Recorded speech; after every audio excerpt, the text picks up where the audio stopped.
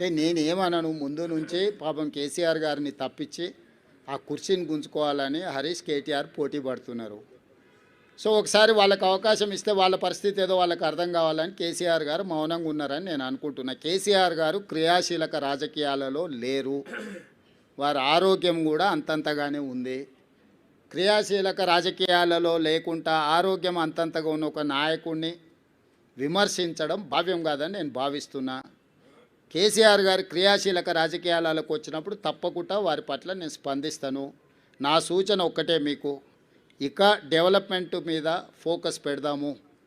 రాబోయే 2 సంవత్సరాలు ఫోకస్డ్గా మన రాష్ట్రాన్ని అభివృద్ధి చేసుకుందాము, సంక్షేమ పథకాలు అమలు చేద్దాము, రాష్ట్ర ఆదాయాన్ని పెంచుకుందాము, వనరులను సమకూర్చుకుందాము, అభివృద్ధికి సహకరించండి అని ప్రధాన ప్రతిపక్షం హరీష్ కేటీఆర్కి చెప్తున్నా.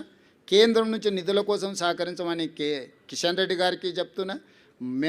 మనమందరం కష్టపడతాం, మీరు కూడా ఈ కష్టాన్ని గుర్తించి ప్రజలకు చెప్పండి అని మీకు కూడా విజ్ఞప్తి చేస్తున్నా. అంతే తప్ప ఇంకా రాజకీయ విమర్శలకు తావు లేదు, అవసరం లేదు.